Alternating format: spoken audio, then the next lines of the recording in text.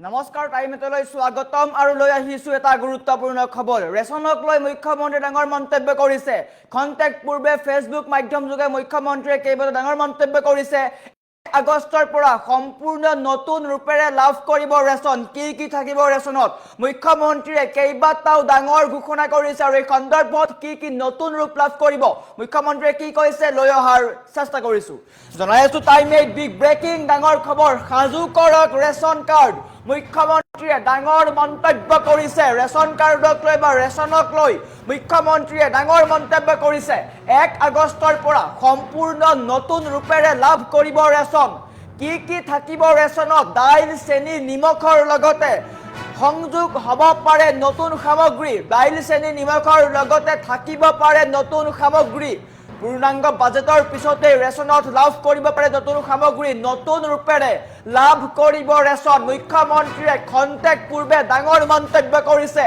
বন্ধ হৈ থকা ৰেচনৰ সামগ্ৰী 1 আগষ্টৰ পৰাই লাভ কৰিব আগষ্টৰ পৰাই লাভ কৰিব অৰুণোদয় আঁচনিৰ ধনো প্ৰতিগৰাকী মহিলাৰ কাৰণেও ডাঙৰ খবৰ দিছে মুখ্যমন্ত্ৰীয়ে আৰু ফেচবুক লাইভ যোগে মুখ্যমন্ত্ৰীয়ে ৰেচনক লৈ ডাঙৰ মন্তব্য কৰিছে সম্পূৰ্ণ নতুন ৰূপেৰে লাভ কৰিব ৰেচন বৰ্তমান সময়ত ৰেচন বন্ধ হৈ আছে চাউল লাভ কৰি আছে যদিও যিসমূহ সামগ্ৰী পাই আছিলে দাইল চেনি নিমখ সেইসমূহ বন্ধ হৈ আছে আৰু বৰ্তমান মুখ্যমন্ত্ৰীয়ে ৰেচনক লৈ ডাঙৰ মন্তব্য কৰিছে ফেচবুক লাইভ যোগে মুখ্যমন্ত্ৰীয়ে ৰাজ্যৰ লাখ লাখ ৰেচন কাৰ্ডৰ হিতাধিকাৰীলৈ ডাঙৰ খবৰ আনিছে সম্পূৰ্ণ নতুন ৰূপেৰে লাভ কৰিব ৰেচন কাৰ্ড প্ৰতিগৰাকী ৰেচন কাৰ্ডৰ হিতাধিকাৰীলৈ বৰ্তমান সময়ত ডাঙৰ খবৰ সুখবৰ ৰেচন কাৰ্ডত কি সামগ্ৰী থাকিব মুখ্যমন্ত্ৰীয়ে স্পষ্ট কৰিছে কিন্তু ডাঙৰ খবৰ ৰেচন কাৰ্ডত নতুন ৰূপেৰে লাভ কৰিব ৰেচনৰ সামগ্ৰী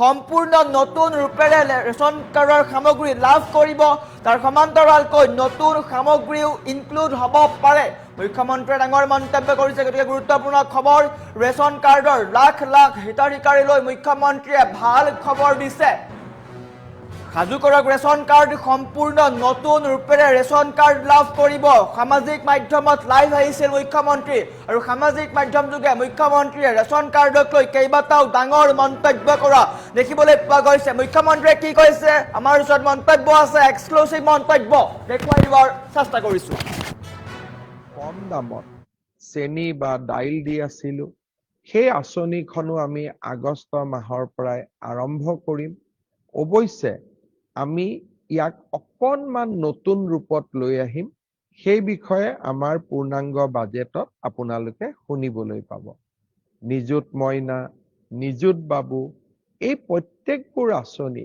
জীৱন প্ৰেৰণা এই প্ৰত্যেকবোৰ আঁচনি আমি আগষ্ট মাহৰ পৰা আৰম্ভ কৰিম আই মাতৃসকলে বিভিন্ন উন্নয়নমূলক আঁচনিৰ লগত যোৱা মাহটোত নিজকে জড়িত কৰিব পৰা নাই কাৰণ আমাৰ ভোট অন একাউণ্টছ বাজেটৰ বাবেই আমি এনে ধৰণৰ উন্নয়নমূলক কাম কাজসমূহ কৰিব পৰা নাই মই ইতিমধ্যে সংবাদ মাধ্যমত কৈছো কিন্তু আজি মই আপোনালোকক আকৌ এবাৰ ক'ব খুজিছো যে আগষ্ট মাহৰ প্ৰথম সপ্তাহৰ পৰাই মই চেষ্টা কৰিম 2 বা 3 আগষ্টৰ পৰাই আপোনালোকে অৰুণোদয় আঁচনি আগৰ দৰে লাভ কৰিব আগষ্ট মাহৰ পৰা অৰুণোদয় আপোনালোকে মাহেকীয়া নিয়মিতভাৱে পাই থাকিব আমাৰ ৰাজ্যত যেতিয়া নিৰ্বাচন হয় নিৰ্বাচনৰ আগতে মাত্ৰ 4 মাহ চৰকাৰৰ টকা পইচা খৰচ কৰাৰ বাবে আমি ভোট অন একাউণ্টছ আমি গ্ৰহণ কৰোঁ কাৰণ নিৰ্বাচনত কোন ৰাজনৈতিক দল জিকিব সি ঠিক হৈ নাথাকে নিৰ্বাচনৰ পিছতে যাতে এখন পূৰ্ণাংগ বাজেট দিব পৰা যায় সেইবাবে নিৰ্বাচনৰ সময়ত মাত্ৰ 4 মাহৰ বাবে দৰমহাকে ধৰি প্ৰয়োজনীয় খৰচখিনি কৰাৰ বাবে আমি ভোট অন একাউণ্টছ বাজেট গ্ৰহণ কৰোঁ নিৰ্বাচিত চৰকাৰে আহিয়েই এখন পূৰ্ণাংগ বাজেট দাখিল কৰে অহা 6 জুলাইৰ পৰা অসমত বিধানসভাৰ অধিৱেশন আৰম্ভ হ'ব আৰু পূৰ্ণাংগ বাজেট আমি জুলাই মাহত গ্ৰহণ কৰিব পাৰিম। আমি যিটো কম দামত চেনি বা দাইল দি আছিলো, সেই আঁচনিখনো আমি আগষ্ট মাহৰ পৰাই আৰম্ভ কৰিম। অৱশ্যে আমি ইয়াক অকণমান নতুন ৰূপত লৈ আহিম। সেই বিষয়ে আমাৰ পূৰ্ণাংগ বাজেটত আপোনালোকে শুনিবলৈ পাব। নিযুত মইনা, নিযুত বাবু, এই প্ৰত্যেকবোৰ আঁচনি, জীৱন প্ৰেৰণা, এই প্ৰত্যেকবোৰ আঁচনি আমি আগষ্ট মাহৰ পৰা আৰম্ভ কৰিম। আই মাতৃসকলে বিভিন্ন উন্নয়নমূলক আঁচনিৰ লগত যোৱা মাহটোত নিজকে জড়িত কৰিব পৰা নাই। কাৰণ আমাৰ ভোট অন একাউণ্টছ বাজেটৰ বাবেই আমি এনেধৰণৰ উন্নয়নমূলক কাম কাজসমূহ কৰিব পৰা নাই। মই ইতিমধ্যে সংবাদ মাধ্যমত কৈছো, কিন্তু আজি মই আপোনালোকক আকৌ এবাৰ ক'ব খুজিছো যে আগষ্ট মাহৰ প্ৰথম সপ্তাহৰ পৰাই মই চেষ্টা কৰিম 2 বা 3 আগষ্টৰ পৰাই আপোনালোকে অৰুণোদয় আঁচনি আগৰ দৰে লাভ কৰিব। আগষ্ট মাহৰ পৰা অৰুণোদয় আপোনালোকে মাহেকীয়া নিয়মিতভাৱে পাই থাকিব। আমাৰ ৰাজ্যত যেতিয়া নিৰ্বাচন হয়, নিৰ্বাচনৰ আগতে মাত্ৰ 4 মাহ চৰকাৰৰ টকা পইচা খৰচ কৰাৰ বাবে আমি ভোট অন একাউণ্টছ আমি গ্ৰহণ কৰোঁ।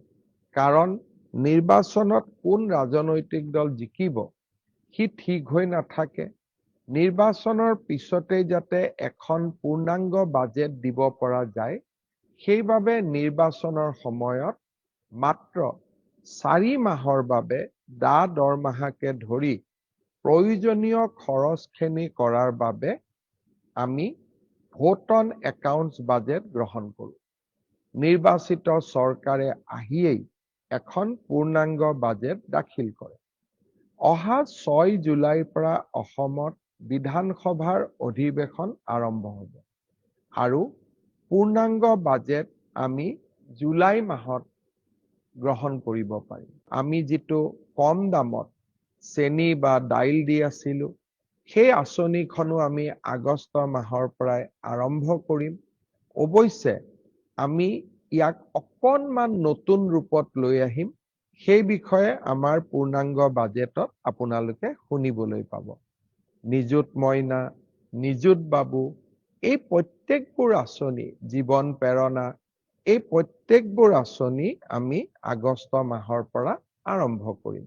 আই মাতৃসকলে বিভিন্ন উন্নয়নমূলক আঁচনিৰ লগত যোৱা মাহটোত নিজকে জড়িত কৰিব পৰা নাই। কাৰণ আমাৰ ভোট অন একাউণ্টছ বাজেটৰ বাবেই আমি এনেধৰণৰ উন্নয়নমূলক কাম কাজসমূহ কৰিব পৰা নাই। মই ইতিমধ্যে সংবাদ মাধ্যমত কৈছো, কিন্তু আজি মই আপোনালোকক আকৌ এবাৰ ক'ব খুজিছো যে আগষ্ট মাহৰ প্ৰথম সপ্তাহৰ পৰাই মই চেষ্টা কৰিম 2 বা 3 আগষ্টৰ পৰাই আপোনালোকে অৰুণোদয় আঁচনি আগৰ দৰে লাভ কৰিব। আগষ্ট মাহৰ পৰা অৰুণোদয় আপোনালোকে মাহেকীয়া নিয়মিতভাৱে পাই থাকিব। আমাৰ ৰাজ্যত যেতিয়া নিৰ্বাচন হয়, নিৰ্বাচনৰ আগতে মাত্ৰ 4 মাহ চৰকাৰৰ টকা পইচা খৰচ কৰাৰ বাবে আমি ভোট অন একাউণ্টছ আমি গ্ৰহণ কৰোঁ। কাৰণ নিৰ্বাচনত কোন ৰাজনৈতিক দল জিকিব সি ঠিক হৈ নাথাকে। নিৰ্বাচনৰ পিছতেই যাতে এখন পূৰ্ণাংগ বাজেট দিব পৰা যায়, সেইবাবে নিৰ্বাচনৰ সময়ত মাত্ৰ 4 মাহৰ বাবে দৰমহাকে ধৰি প্ৰয়োজনীয় খৰচখিনি কৰাৰ বাবে আমি ভোট অন একাউণ্টছ বাজেট গ্ৰহণ কৰোঁ। নিৰ্বাচিত চৰকাৰে আহিয়েই এখন পূৰ্ণাংগ বাজেট দাখিল কৰে। অহা 6 জুলাইৰ পৰা অসমত বিধানসভাৰ অধিৱেশন আৰম্ভ হ'ব আৰু পূৰ্ণাংগ বাজেট আমি জুলাই মাহত গ্ৰহণ কৰিব পাৰিম। আমি যিটো কম দামত চেনি বা দাইল দি আছিলো, সেই আঁচনিখনো আমি আগষ্ট মাহৰ পৰাই আৰম্ভ কৰিম। অৱশ্যে আমি ইয়াক অকণমান নতুন ৰূপত লৈ আহিম। সেই বিষয়ে আমাৰ পূৰ্ণাংগ বাজেটত আপোনালোকে শুনিবলৈ পাব। নিযুত মইনা, নিযুত বাবু, এই প্ৰত্যেকবোৰ আঁচনি, জীৱন প্ৰেৰণা, এই প্ৰত্যেকবোৰ আঁচনি আমি আগষ্ট মাহৰ পৰা আৰম্ভ কৰিম। আই মাতৃসকলে বিভিন্ন উন্নয়নমূলক আঁচনিৰ লগত যোৱা মাহটোত নিজকে জড়িত কৰিব পৰা নাই। কাৰণ আমাৰ ভোট অন একাউণ্টছ বাজেটৰ বাবেই আমি এনেধৰণৰ উন্নয়নমূলক কাম কাজসমূহ কৰিব পৰা নাই। মই ইতিমধ্যে সংবাদ মাধ্যমত কৈছো, কিন্তু আজি মই আপোনালোকক আকৌ এবাৰ ক'ব খুজিছো যে আগষ্ট মাহৰ প্ৰথম সপ্তাহৰ পৰাই মই চেষ্টা কৰিম 2 বা 3 আগষ্টৰ পৰাই আপোনালোকে অৰুণোদয় আঁচনি আগৰ দৰে লাভ কৰিব।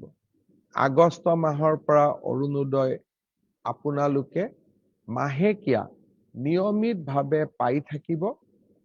আমাৰ ৰাজ্যত যেতিয়া নিৰ্বাচন হয়, নিৰ্বাচনৰ আগতে মাত্ৰ 4 মাহ চৰকাৰৰ টকা পইচা খৰচ কৰাৰ বাবে আমি ভোট অন একাউণ্টছ আমি গ্ৰহণ কৰোঁ। কাৰণ নিৰ্বাচনত কোন ৰাজনৈতিক দল জিকিব সি ঠিক হৈ নাথাকে। নিৰ্বাচনৰ পিছতেই যাতে এখন পূৰ্ণাংগ বাজেট দিব পৰা যায়, সেইবাবে নিৰ্বাচনৰ সময়ত মাত্ৰ 4 মাহৰ বাবে দৰমহাকে ধৰি প্ৰয়োজনীয় খৰচখিনি কৰাৰ বাবে আমি ভোট অন একাউণ্টছ বাজেট গ্ৰহণ কৰোঁ। নিৰ্বাচিত চৰকাৰে আহিয়েই এখন পূৰ্ণাংগ বাজেট দাখিল কৰে।